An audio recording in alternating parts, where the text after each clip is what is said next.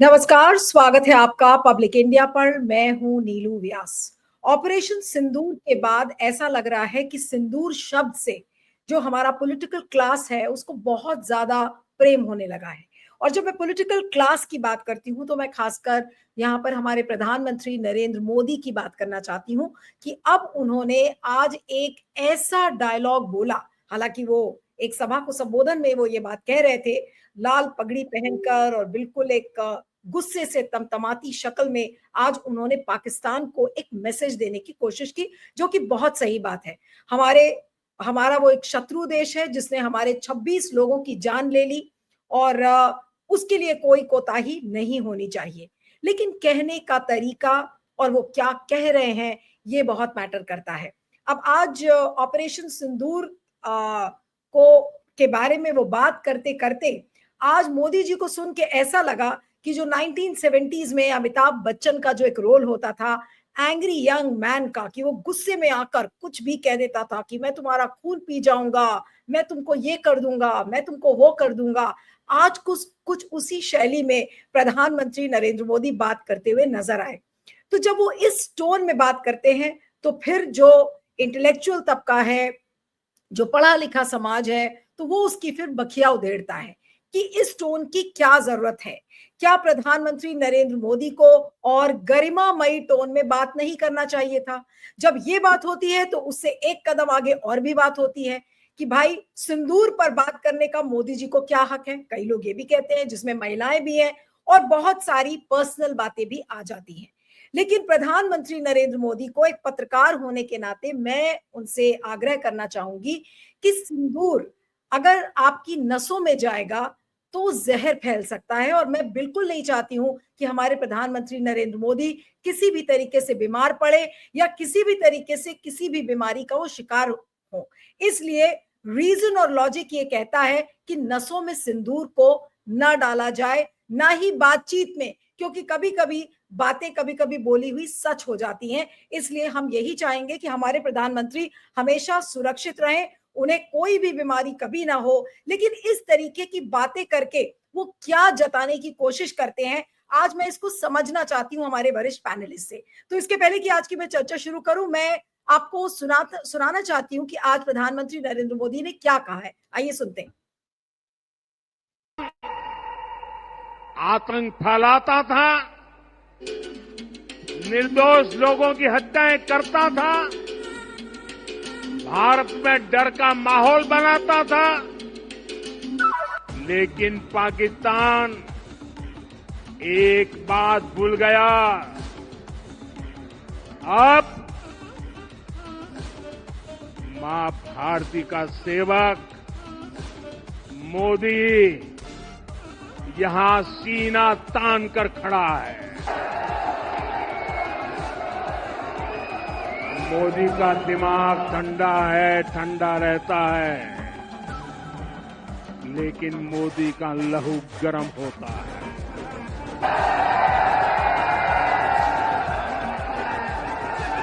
और अब तो मोदी की नसों में लहू नहीं, गरम सिंदूर।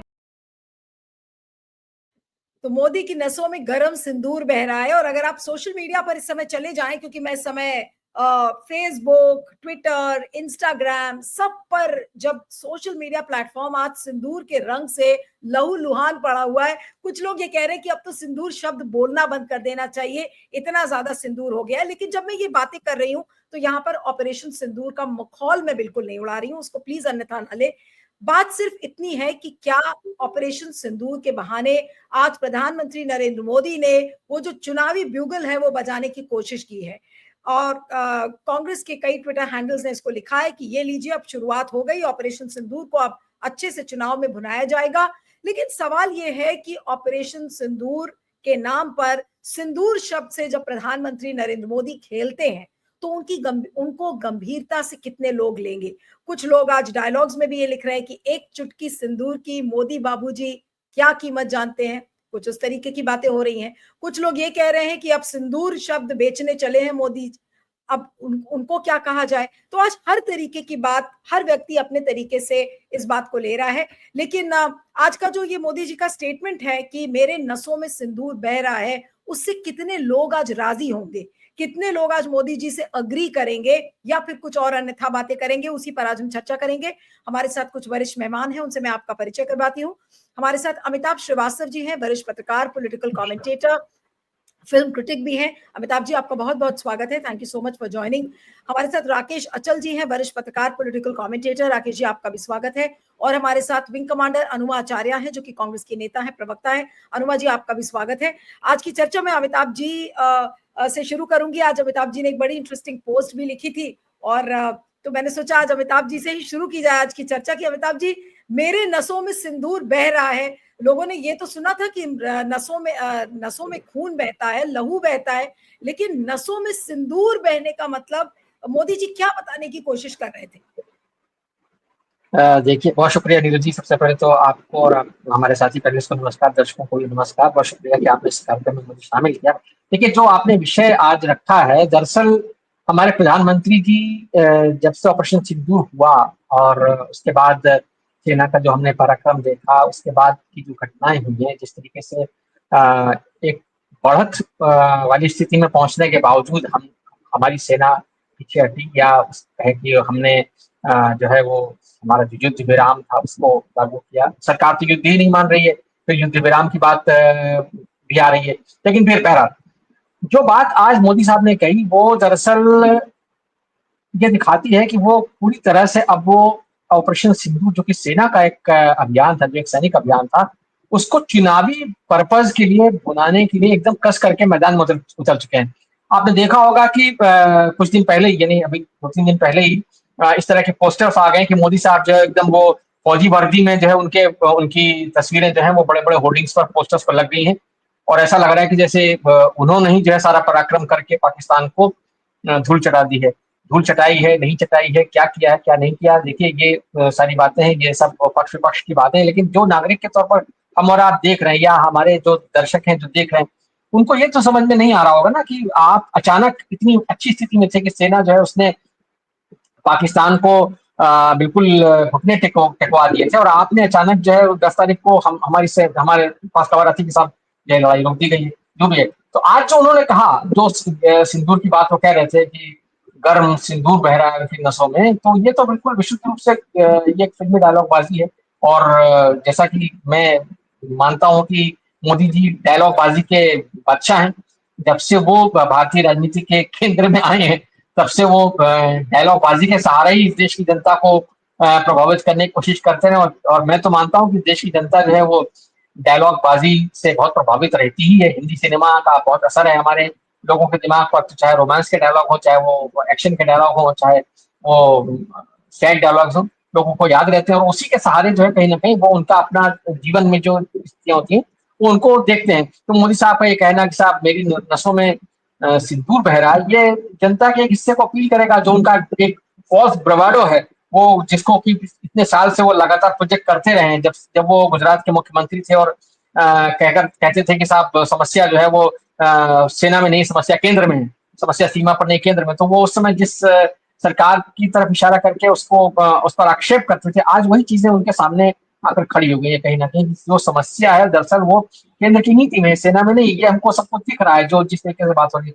तो कहीं ना कहीं वो जो डायलॉग बाजी है वो आपको थोड़ी देर के तो आपको लगता है कि हाँ आपने हेडलाइन मैनेजमेंट कर लिया, आपको वहां से हेडलाइन मिल गई और आपको टेलीविजन चैनल्स पर या अखबारों में भी वो सब चीजें मिल जाएंगी। लेकिन दरअसल उसमें कोई तत्व नहीं होता। तो उसकी वजह से क्या होता है कि अल्टीमेटली वो सारा मामला बड़ा फुसफुसा सा, बड़ा हॉलो सा हो जाता है। हमने देखा है कि इससे पहले, और आप याद कीजिए, आज तो उन्होंने कहा कि साहब नसों में गर्म सिंदूर बह रहा है, और आपने बिल्कुल ठीक कहा कि सिंदूर जो है वो एक नुकसानदेह पदार्थ है। ये किसी जिसने भी डायलॉग लिखा होगा उनके लिए, उसको अगर मालूम होता कि सिंदूर में लेड होता है, उसमें मरकरी होता है, उसमें तमाम तरह ऐसी चीजें होती हैं जिनसे कि आपका जो नर्वस सिस्टम है, जो स्नायु तंत्र है, वो प्रभावित हो सकता है। और आप दरअसल आपका मानसिक संतुलन बिगड़ सकता है, आप विक्षिप्त विचित्रता की ओर जा सकते हैं। ऐसे किस्से भी हम लोगों ने पढ़े हैं, सुने हैं कि जब कोई गायक होता है उसके साथ अगर कोई षड्यंत्र करना होता है तो लोग उसको सिंदूर खिला दिया करते थे। ऐसा ऐसे इस तरह के किस्से हमने पढ़े हैं, तो उसकी आवाज खराब हो जाती थी, गला खराब हो जाता था। तो ये तमाम बातें जिसने भी लिखा है डायलॉग उसको अंदाज नहीं होगा कि वो असल में क्या है कि गालिब का जो शेर है ना कि रगों में दौड़ते फिरने के हम नहीं कायल, जब आंखी से न टपका तो फिर लहू क्या है। तो मोदी जी कुछ इस टाइप की बात कहना चाह रहे थे लेकिन वो जो जिसने भी डायलॉग लिखा या तो उन्होंने खुद इसको इम्प्रोवाइज किया, तो वहां मामला सिंदूर पर आकर रहेगा, क्योंकि उनको जैसा मतलब मैं मानता हूँ कि उनको चमत्कृत करने की आदत है लोगों को। भीड़ में जब खड़े होते तो अचानक उनको लगता है कि कुछ ताली वाली पिटनी चाहिए, कुछ ऐसी बातें होनी चाहिए। तो इसलिए उन्होंने आज 22 तारीख का जो है वो 22 मिनट से एकदम जुगलबंदी करा दी कि 22 तारीख को हमला हुआ और 22 मिनट के अंदर हमने, तो मुझे लगा कहीं ऐसा ना कह दें कि 22 कैंप हमने उड़ा दिए अचानक से, कहीं ये ना कह दें कि हमने 22 कैंप उड़ा दिए क्या, फिर कुछ और कह दिया। तो इस तरह की बात जो है वो कुछ भी, वो मोदी जी कुछ भी कर सकते हैं, देखिए चमत्कृत करने के लिए वो कुछ भी कर सकते हैं। हमने देखा इतने सालों में लगातार वो ऐसी बातें करते रहे हैं कि हाँ जनता जो है वो उनके तात्कालिक तौर पर उनके झांसे में आ जाए और वो ताली बजाने लगे। लेकिन इसका जो गंभीर असर है, देखिए यही मोदी चीज है। मैं याद दिलाना चाहूंगा आपको 2014 में जब वो गए थे तो उन्होंने कहा था कि मेरे तो खून में पैसा है, मैं व्यापारी हूं और मेरे खून में पैसा है। ये पैसा कभी कभी पैसा होता है, कभी सिंदूर हो जाता है। तो जैसा जैसी बहे बयार पीठ तक तैसी कीजिए, जो कहावत हम लोगों ने पढ़ी है, तो वो बिल्कुल मोदी जी का वही हाल है। तो इसको मैं क्या कहूँ, मतलब कुल मिलाकर के जिस तरह की डायलॉगबाजी लिखी है तो वो सलीम जावेद के लिए मतलब ये है कि भाई सलीम जावेद शर्मा जाए, उस तरह के डायलॉग लिखे, और जैसे डिलीवरी करते हैं तो अमिताभ बच्चन शर्मा जाए। आपने अमिताभ बच्चन का जिक्र किया, चूंकि इसलिए मैं बोल रहा हूँ। तो मोदी जी तो बॉलीवुड के लिए एक प्रेरणा स्रोत है ही, उनके लिए उनके ऊपर फिल्म बन चुकी है और वो कई सारी फिल्मों के लिए मसाला है। और आगे ऑपरेशन सिंदूर पर जिस तरह की उन्होंने बात कही है, तो मेरा तो मानना है कि आज जो उन्होंने कहा है कि खून में सिंदूर और सिंदूर में बारूद वगैरह, बारूद बना सिंदूर वगैरह वगैरह, वो सब कहीं ना कहीं एक फिल्मी टाइटल के तौर पर दर्ज हो सकते हैं। कोई अगर फिल्म बनाने वाला होगा तो उसने ध्यान से देखा होगा तो उसको रजिस्टर भी कराएंगे कुछ तरह के टाइटल। मुझे कोई ताज्जुब नहीं होगा कि ऐसा कुछ हो जाए तो। जी बिल्कुल, आई एम श्योर इसको लेके फिल्म का स्क्रिप्ट तो लोग सोचने ही लगे होंगे कि इसको कैसे किया जाए। लेकिन एक बात और आपसे पूछनी थी अमिताभ जी, कि जब मोदी जी इस तरीके की बात करते हैं कि मेरे नसों में गरम सिंदूर बह रहा है, तो जनता जो पॉपुलर सिनेमा है वो हमेशा इस तरीके के डायलॉग्स पर ताली बजाती है, जो कि आज बजा भी रहे थे लोग, वहां पर जोर जोर से ताली बजी। ऐसा लग रहा था कि मोदी जी नहीं, वहां खुद साक्षात अमिताभ बच्चन खड़े हो गए हो। उस तरीके की प्रतिक्रियाएं उस क्राउड से आ रही थी। लेकिन जो लॉजिक, रीजन और जो गंभीरता वाले जो व्यक्ति हैं, जो इंटेलेक्चुअल क्लास है, जो इस तरीके की बातों समझता है कि किस तरीके से आप लोगों को मूर्ख बना रहे हैं, आज उन लोगों में किस तरीके के सवाल आएंगे। लोग मोदी जी की पर्सनल लाइफ पर भी जाएंगे, और सबको पता है कि ये उनकी पत्नी नहीं रहती है साथ में।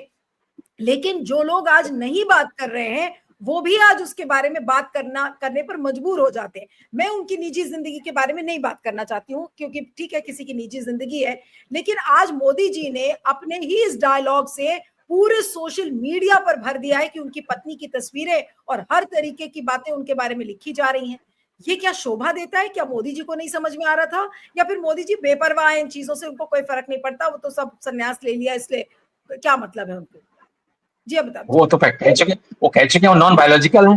जब वो नॉन बायोलॉजिकल है तो उनको उनको वर्क क्यों बढ़ने लगा। वो तो पहले ही कह चुके कि नॉन बायोलॉजिकल है, तो इसलिए वो देखिए आपने बिल्कुल सही कहा, निजी जिंदगी में नहीं झांकना चाहिए और हम भी नहीं चाहेंगे कि उनकी निजी जिंदगी पर कोई कमेंट करें। लेकिन जो बात आपने कही जो कि बहुत गंभीर बात है कि देश के प्रधानमंत्री को कम से कम सार्वजनिक तौर पर कोई भी टिप्पणी करते समय, चाहे वो ट्वीट करें, चाहे वो कहीं कमेंट करें, चाहे वो अपना राष्ट्र के नाम संबोधन करें, जब आपके खून में इतना गर्म सिंदूर है तो आपका आपका सिंदूर ठंडा क्यों पड़ गया? जब आप राष्ट्र के नाम संबोधन कर रहे थे तब आपने अमेरिका के राष्ट्रपति का नाम क्यों नहीं लिया कि भाई आप कौन होते हो दखल देने वाले?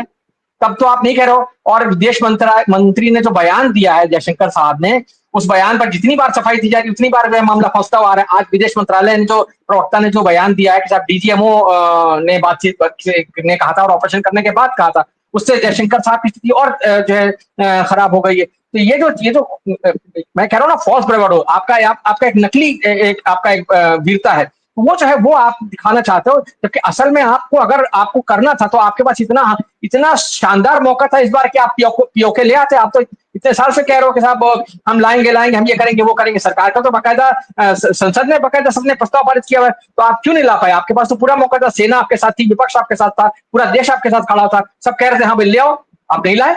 आप तो बस यहाँ पर आप इस तरह की बातें हो रही कि साहब कोई आदमी वहां मारा जा रहा है, कोई आतंकवादी मारा जा रहा है, तो यहाँ पर ट्वीट किया जा रहा है कि साहब देखिए मोदी जी हैं, तो मतलब कुछ भी हो सकता है। उन्हीं के एक सांसद महोदय ट्वीट कर, निशिकांत दुबे का ट्वीट हमने कुछ दिन पहले देखा था, इस तरह का इशारों इशारों में कहना चाह रहे हैं। तो आप जो है वो ये सब जो हरकतें कर रहे हैं, ये देश के एक मतलब प्रधानमंत्री स्तर के व्यक्ति से इस तरह की बातें जो है वो थोड़ा हल्का करती हैं। आपका आपका एक रुतबा है, दुनिया आपसे सुनना चाहती है कि आप जो है देश के लिए क्या इस घड़ी में आप क्या कहना चाहते हैं, आप किस तरीके से अपने देश को, अपने सेना को, अपने नागरिकों को। भाई आज 1 महीना पूरा हो गया, आखिरकार इस सवाल का जवाब कोई देगा कि नहीं देगा कि वो जो आतंकवादी जिन्होंने हमला किया उन लोगों पर, जिन्होंने वो जाने ली 26 लोगों की, वो कहाँ हैं? वो पकड़े गए, नहीं पकड़े गए, भाग गए, उनका क्या हुआ, एनकाउंटर हुआ नहीं हुआ, आखिर उनको इंसाफ तो नहीं लगा। आज कोई क्यों नहीं उन परिवारों के पास गया? वो जो 26 परिवार थे जिन्होंने अपने लोगों को खोया, आज प्रधानमंत्री जी ने उनको क्यों नहीं संबोधित किया? सवाल यह है कि आप वहां अपने गर्म सिंदूर की बातें कर रहे हैं, राष्ट्र को याद दिलाने के साथ आज बार बार तो मैं कर रहे थे, वो मोदी मोदी मोदी कर रहे थे, वो थर्ड पर्सन में अपने आप को संबोधित करते हैं, तो ये बहुत अजीब सा लगता है। ये कुल मिलाकर के आप ये दिखाना चाह रहे हैं कि सब आप ही ने किया है, तो सेना ने कुछ किया कि नहीं किया? अगर आप ही ने कुछ किया है, आप ही बार बार कह रहे हो कि साहब मोदी मोदी का ऐसा ये है, मोदी ये कर सकता है, मोदी ने ये किया वगैरह वगैरह, है ना? तो ये थोड़ा हल्का बनाता है, उनके अपने किरदार को हल्का बनाता है, उस पोजीशन को हल्का बनाता है। जनता उनसे ये सुनना चाहती है कि आपके पास इतना मौका था, इतना बढ़िया मौका था, पूरा देश चाहता था कि हाँ इस बार आप जो है पाकिस्तान को वो सबक सिखा दें कि लोग वीडियो तैयार रखें, लेकिन आपने वो मौका चूक दिया। वो आप मौका चूक गए, उसके बाद आप जो है दुनिया भर की जो है क्या कहते हैं ताल ठोक रहे हो। इसका कोई मतलब नहीं है, लोगों को ये समझ में आता है, लोगों को समझ में आना चाहिए। ये जो डायलॉग बाजी हो रही है, चाहे आप करें, आपके मंत्री करें, या जो नेशनल मीडिया हमारा जो करता है, जो टेलीविजन चैनल्स कर रहे हैं, जिस तरीके की डायलॉग बाजी है उसको एक तरीके से उस नैरेटिव को आगे बढ़ा रहे हैं, उससे बात बनती नहीं है। क्योंकि बात जहां बिगड़ गई ना, वो रहीमन बिगड़े दूध को मथे न माखन हुए, तो वो जो दूध फट गया ना, तो उसको उससे मक्खन नहीं बनता है। तो वो जो बात है वो कहीं ना कहीं देखनी पड़ेगी, सरकार को देखनी पड़ेगी। ये मोदी साहब को शोभा नहीं देता। मैं तो सिर्फ इतना कहूंगा कि आप डायलॉग बाजी कर रहे हो, आप सीमा पर खड़े होकर के डायलॉग बाजी कर रहे हो कि हाँ साहब हमारे खून में गर्म सिंदूर बह रहा है। आपको ये देखना चाहिए कि भाई जो क्या कहते हैं, पाकिस्तान जिस तरीके से अपने पक्ष में माहौल बना रहा है, आपके साथ आपके कोई बड़ा देश आपके साथ खड़ा नहीं हुआ। आप प्रतिनिधि मंडल भेज रहे हो, वहां से क्या खबरें आ रही हैं, क्या नहीं आ रही हैं, ये तो ठीक है, बाद में पता चलेगा। लेकिन अभी विश्व के तमाम देश, आप तो कहते थे कि साहब हम विश्वगुरु हैं, आपका बड़ा रुतबा है, आपका सबसे बहुत याराना है, दोस्ताना है। तो उस दोस्ताने का हुआ क्या? देश को कूटनीतिक स्तर पर वो सफलता क्यों नहीं मिली जो उसको मिलनी चाहिए थी? ये तमाम बातें हैं जो देखने की हैं। जी बिल्कुल। अब मैं राकेश अचल जी के पास आती हूँ। अमिताभ जी से तो काफी गंभीर बातें हुई जो कूटनीतिक और राजनीतिक फ्रंट पर थी, लेकिन ये जो मोदी जी का डायलॉग था कि मेरे नसों में गरम सिंदूर बहता है, सोशल मीडिया पर उनकी बहुत हंसी हो रही है, हंसी हसारत लोग कर रहे हैं और मुखौल उड़ रहा है एक तरीके से। लेकिन एक सवाल है जो कि बहुत आतुर है लोग पूछने के लिए, इसलिए मैं आपसे पूछ रही हूँ कि क्या एक चुटकी सिंदूर की कीमत मोदी जी को पता है? आज सिंदूर की मार्केटिंग वो कर रहे हैं, सिंदूर के विक्रेता वो बन गए हैं, सिंदूर के कस्टोडियन के रूप में वो उभर रहे हैं। मोदी जी को कितना हक है इस बात को करने का? सिर्फ इसलिए कि उन्होंने ऑपरेशन सिंदूर किया, इसलिए उनको इजाजत दी जाए इस बात को करने की और ये चीज पॉसिबल हो? जी राकेश। हाँ, धन्यवाद नीलू जी। देखिए, मोदी जी देश के प्रधानमंत्री हैं, उन्हें किसी से इजाजत लेने की जरूरत नहीं है। वो सिंदूर की कीमत लगाएं न लगाएं, सिंदूर को लेकर क्या बोलें, वो अपनी मांग में भरें, अपने खून में मिला लें, उनको और संप्रभुता है, उनको ये संविधान ने आजादी दी है, वो कुछ भी कर सकते हैं। और मैं मोदी जी के जब वो भाषण सुन रहा था, तो उसी समय मैं तो कभी कभी तुकें भी मिलाता हूँ, कविताएं भी लिखता हूँ, तो मेरे 2 शेर बड़ी जल्दी बन गए, वो मैं अपने श्रोताओं को और आपको सुनाना चाहता हूँ। शेर है कि लहू का हर कतरा सिंदूरी है बाबा, लहू का हर कतरा सिंदूरी है बाबा, दिल से लेकिन बेहद दूरी है बाबा। सिंदूर का उनके दिल से कोई कनेक्शन नहीं, वो खून में मिल गया जाके। और लगता है सिंदूर मांग में ही अच्छा, ऐसा कहते हैं, बचपन से हमने सुना है कि लगता है सिंदूर मांग में ही अच्छा, मिले खून में तो मजबूरी है बाबा। तो ये जो सिंदूर उनके खून में आज मिल गया अचानक, ये लगता है कि कोई मजबूरी इसके पीछे है, अन्यथा वो इतनी हड़बड़ाहट में इतना बचकाना इस्तेमाल सिंदूर का शायद नहीं करते। अभी अमिताभ जी ने कहा है कि अब मुझे तो लगने लगा है कि सलीम जावेद के लिए भी अब प्रोफेशनल चुनौती खड़ी हो गई है कि वो ऐसे ऐसे डायलॉग अगर मोदी जी बोलेंगे तो सलीम जावेद क्या करेंगे, बड़ा मुश्किल हो जाएगा। फिल्मों के जो टाइटल थे, मांग भरी सिंदूर, सिंदूर की कीमत, फलाना ढिकाना, इतने शीर्षक थे, वो भी सब खतरे में पड़ गए।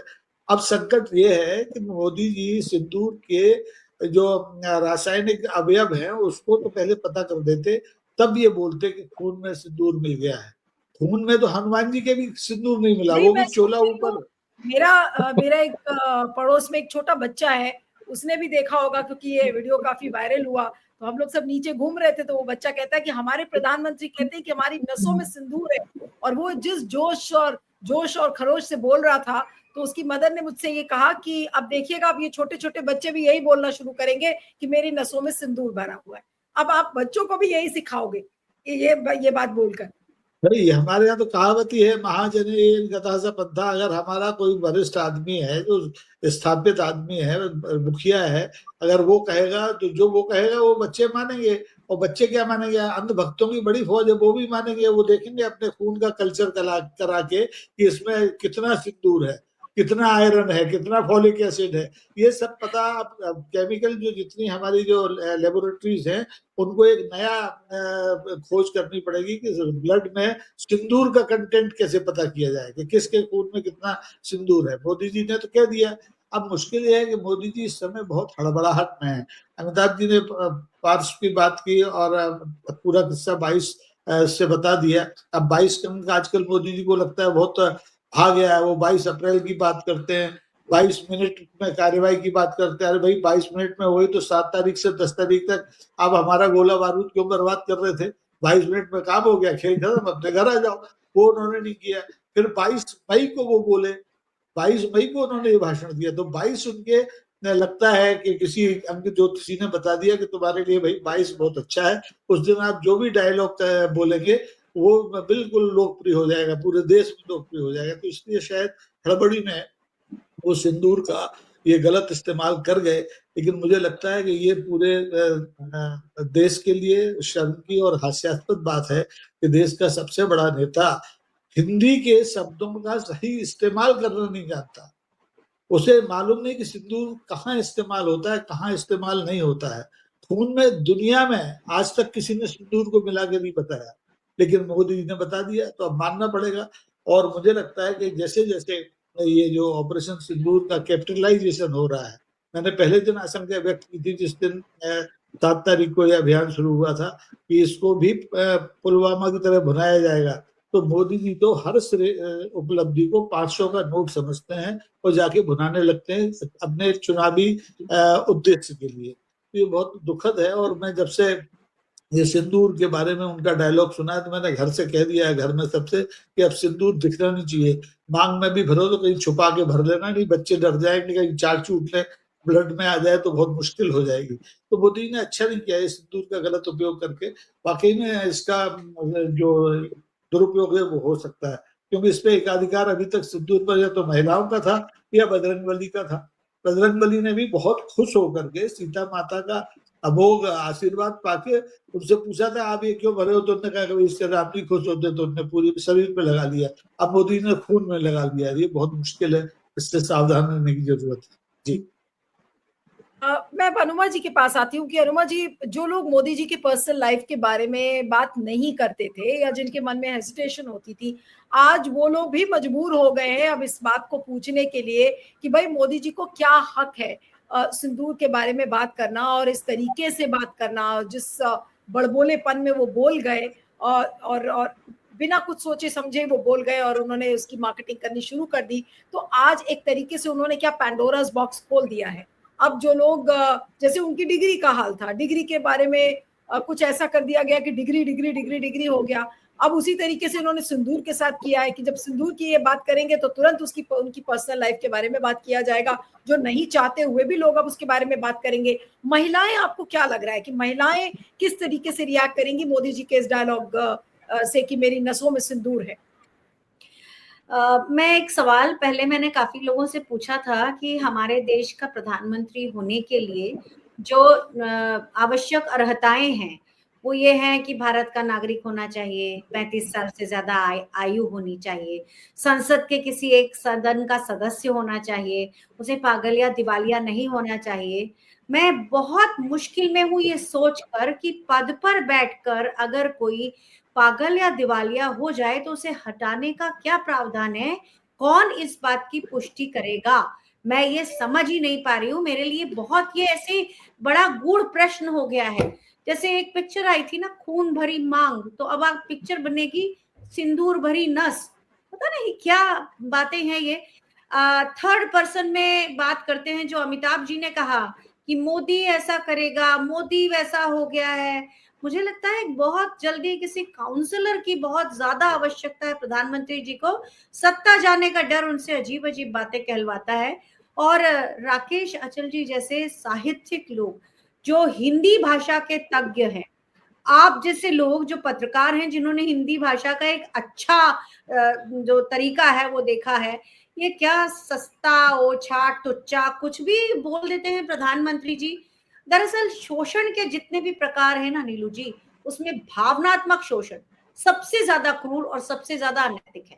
और प्रधानमंत्री नरेंद्र मोदी की सफलता का आधार यही भावनात्मक शोषण है, क्योंकि धर्म और देश ये दो ऐसे शब्द हैं जिनके आते ही ज्यादातर लोगों में समर्पण का भाव आ जाता है, और वो अपनी जितनी भी तार्किकता है, जो भी लॉजिक है, उसको ताक पर रख देते हैं, सिर्फ जो कमांड होती है उसको फॉलो करते हैं। तो यही प्रधानमंत्री नरेंद्र मोदी ने किया है। हम और आप उनकी भाषा की नीचे गिरते जाते स्तर का, उनकी मर्यादाहीनता का कुछ भी बात कर लें, लेकिन प्रधानमंत्री का जो गोदी मीडिया है वो आने वाले 4-5 दिनों में, और जब तक, खास तौर पे जब तक बिहार चुनाव घोषित नहीं हो जाते, और पूरे बिहार चुनाव तक सिंदूर के ऊपर अलग अलग चीजें दिखाएगा। सिंदूर शब्द हमेशा सेंटर में रहेगा। और मुझे तो एक बात का ही दुख है कि देखिए, हमारी सेनाओं के जितने ऑपरेशंस होते थे वो सेना की वीरता, शौर्यता, उसके पराक्रम को घोषित करते थे। जैसे ऑपरेशन पराक्रम ले लीजिए, ऑपरेशन विजय ले लीजिए, ऑपरेशन त्रिशूल, ऑपरेशन गगन Shakti, operation Safed Sagar, operation thunderbolt, operation iron fist, मैं नाम लेती चली जाऊंगी। कभी इस तरह से हमारी सेनाओं ने ऐसा नाम रख के किसी की भावनाओं से खिलवाड़ कभी नहीं किया था। ऐसे नाम रखे ही नहीं जाते। हमारे भारत की सेनाओं में कहा जाता है युद्धम प्रज्ञा, यानी कि वॉर जो है वो विजडम से लड़ा जाता है। यहाँ पर हर चीज को, जिस देश की हर परंपरा को, भाषा की हर मर्यादा को प्रधानमंत्री नरेंद्र मोदी ताक पर बैठे हुए हैं रखकर। और ये एक बात है कि हमें पाकिस्तान से जो 22 तारीख को हुआ उसका बदला लेना चाहिए था, और सेनाएं तो आगे पहुंच भी गई थी। नरेंद्र मोदी जी ने अमेरिका के इशारे पर सीज फायर करवा दिया, और आज तक ट्रंप बार बार कह रहे हैं let's do some trade, let's do some trade, 8 बार बोल चुके हैं।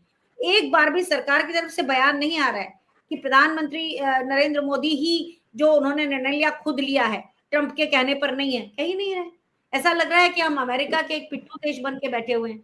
बहुत सी चीजें हैं, लेकिन जहां तक महिलाओं का सवाल है, देखिए महिलाओं का एक बड़ा तबका बहुत भावुक है और जो छोटे कस्बों में रहता है, तो वो सिंदूर का सम्मान वगैरह से जोड़कर देखेंगी, और हो सकता है कि उनके दिमाग में ऐसा कुछ आए। वही मैं जो कह रही हूँ ना कि भावनात्मक शोषण, जो भावनात्मक शोषण प्रधानमंत्री नरेंद्र मोदी कर रहे हैं, वो हमारे देश की उन महिलाओं का जो बहुत ही भावनाओं के प्रवाह में बहती हैं, ये उन्होंने किया है और ये आगे भी जारी रहेगा।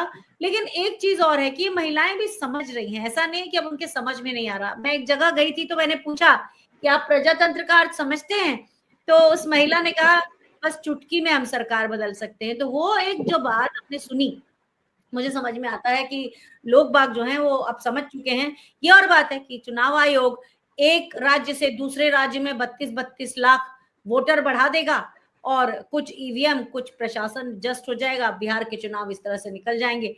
लेकिन आज जो प्रधानमंत्री मोदी ने बोला है, वो क्या बोलूं, इतना सस्ता तो हमारे देश का कोई प्रधानमंत्री हुआ ही नहीं, इस लेवल तक जाने वाला कोई नहीं हुआ। और हम सब पढ़े लिखे लोग हैं, हम किताबें पढ़ पढ़ के बड़े हुए हैं, हमारी विचारधारा अलग अलग देशों की, अलग अलग जगहों की किताबें पढ़ के, साहित्य पढ़ के, अच्छा शब्दों का हमारे पास संग्रह है। लेकिन यहाँ पे हम पता नहीं कहाँ आ गए हैं। ये तो मनोहर कहानियां, सच्ची कहानियां, कच्ची कलियां जैसी किताबों की बात प्रधानमंत्री कर रहे हैं। बेहद शर्मिंदगी की बात। बहुत पर्सनली मैं बहुत बहुत ही आहत हूँ इस तरह के भावनात्मक शोषण। नहीं, आप सही कह रही हैं और कुछ ऐसे ही फीलिंग मुझे भी आई जब मैंने वो उनकी साउंड बाइट देखी और देखा कि वो ट्रेंड करने लगी सोशल मीडिया पर, बीजेपी के ट्विटर हैंडल्स पर, हर जगह लोग उसको डिस्कस कर रहे हैं। लेकिन मैंने जो पत्रकारिता सीखी है, अमिताभ जी उसके गवाह हैं, हम लोग उन दिनों में सब आज तक में साथ में हमारे बॉस होते थे अमिताभ जी, हमने उस समय में कभी इस तरीके की ओछी पने वाली कोई डायलॉग बाजी या कुछ उस तरीके की हमने कभी कोई ऐसी रिपोर्टिंग की नहीं। और आज जब मैं ये प्रोग्राम करने के लिए सोच रही थी तो मेरे मन में 10 बार आया कि हमें क्या ये करना चाहिए। मैं अपने आप में ही सोच रही थी कि इस पे किया जाए या ना किया जाए। फिर मैं अपने आप को कन्विंस कर रही थी, 10-15 मिनट मैंने कन्विंस किया, फिर मैंने कहा नहीं किसी और स्टोरी पर करते हैं।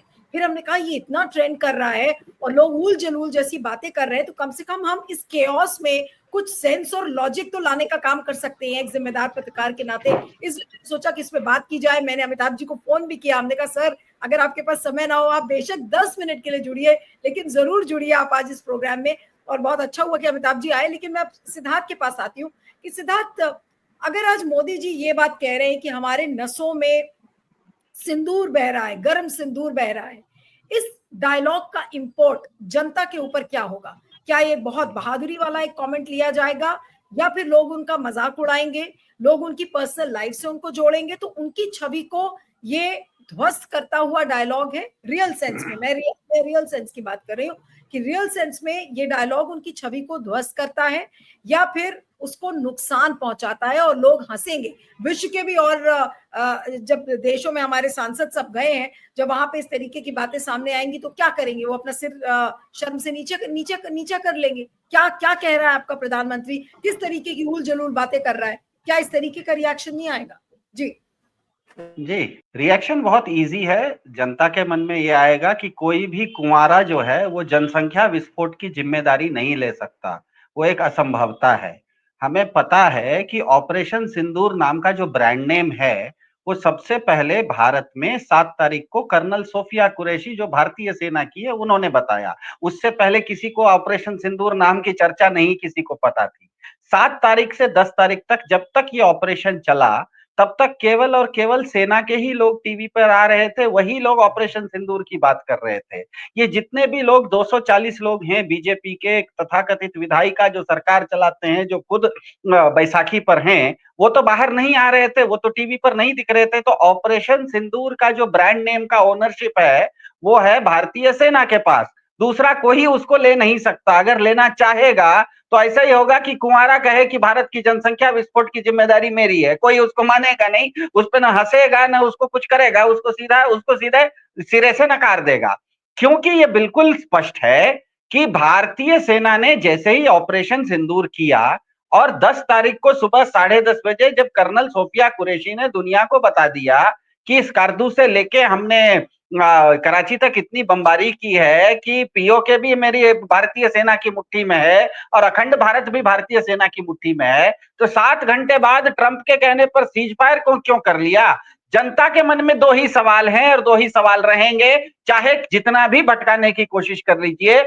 और ये जनता में केवल भारतीय जनता की बात नहीं करता हूं, अब दुनिया में कोई भी भारतीय हो, वो न्यूजीलैंड में रहता हो, कनाडा में रहता हो, अमेरिका में रहता हो, उसको पूछिए, उसके मन में 2 ही सवाल उठता है कि 22 तारीख को पहलगाम जैसी घटना क्यों हो गई, जब भारत में तथाकथित एक राष्ट्रवादी सरकार थी जो राष्ट्रीय सुरक्षा के नाम पे चुन के आई थी, जो सरकार राष्ट्रीय सुरक्षा के नाम पे चुन के आई, उसके राज में 22 लोगों की 26 लोगों की हत्या कैसे हो गई? तो पहलगाम हुआ क्यों? सवाल नंबर 1। और दूसरा सवाल यह है कि जब भारतीय सेना जीत रही थी तब सीज फायर क्यों किया?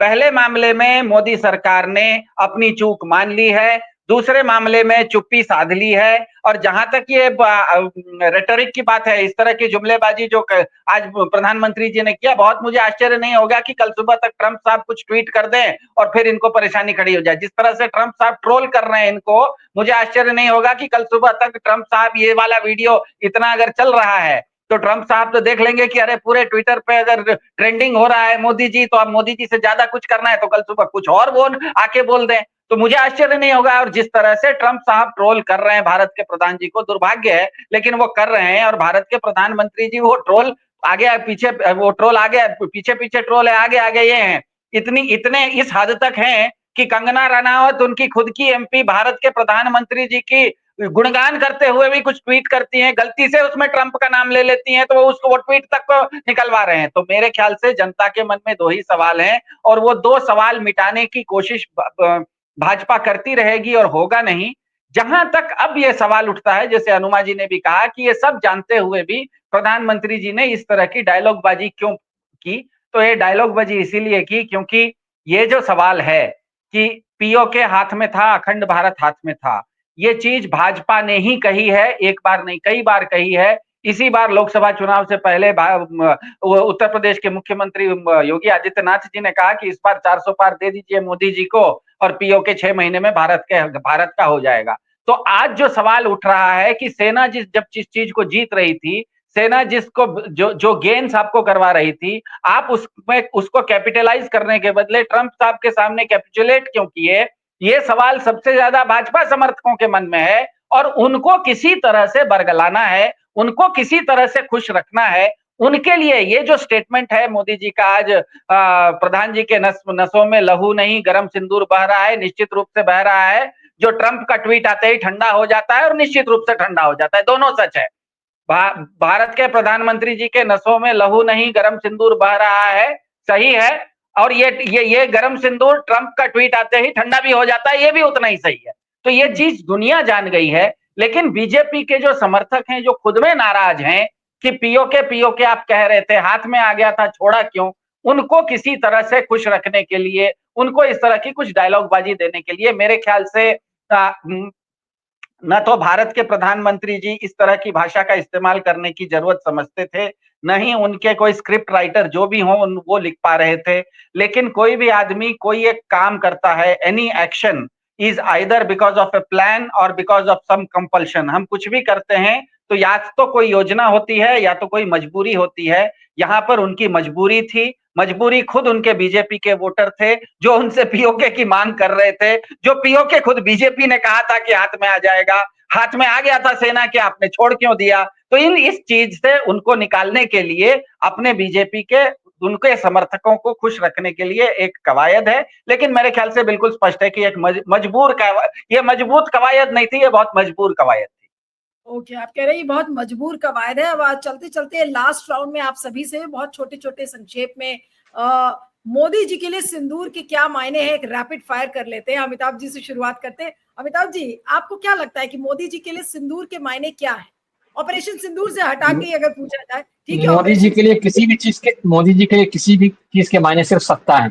कोई भी चीज हो, वो आप सिंदूर प्रतीक ले लीजिए, कोई सेना ले लीजिए या कुछ भी ले लीजिए, उनको सिर्फ कुर्सी पर बने रहना है और कुर्सी पर बने। अब आप देखिए, मैं थोड़ा विषयांतर हो जाएगा, लेकिन मतलब ये खबर आ रही है कि साहब राजस्थान में जयपुर में मिठाइयों में जो मोती पाक और गोंद पाक और आम पाक सोचते थे, वो पाक हटा दिया गया और वो लोग दुकानदार वहां के मारे मोतीश्री और गोंद श्री लिख रहे हैं। ये कितनी हास्यास्पद बात है। मतलब मुझे कहते हुए हंसी आ रही है।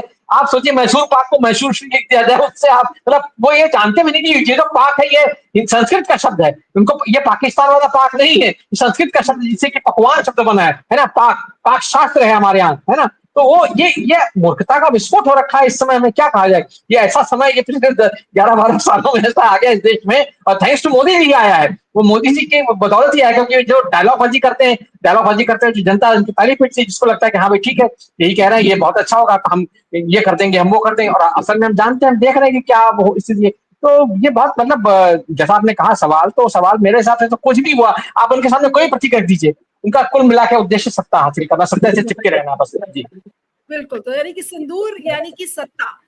राकेश अचल जी, आपके हिसाब से मोदी जी के लिए सिंदूर के क्या मायने? देखिए, मोदी जी के लिए सिंदूर का एक ही मायना है कि उन्हें सत्ता चाहिए, बिहार की सत्ता चाहिए। और बिहार में सिंदूर, खास तौर पर बिहार हो, बंगाल हो, ये पूरा जो पट्टी है उसमें सिंदूर का बड़ा महत्व है। महिलाएं नाक से लेके और ऊपर तक उसको लगाती हैं। तो मुझे लग रहा है कि आने वाले चुनाव में मोदी ब्रांड सिंदूर की डिब्बियां घर घर भेजी जाएंगी और सत्ता हासिल करने की कोशिश की जाएगी। लेकिन एक खतरा और भी है कि इसके साइड इफेक्ट भी हो सकते हैं।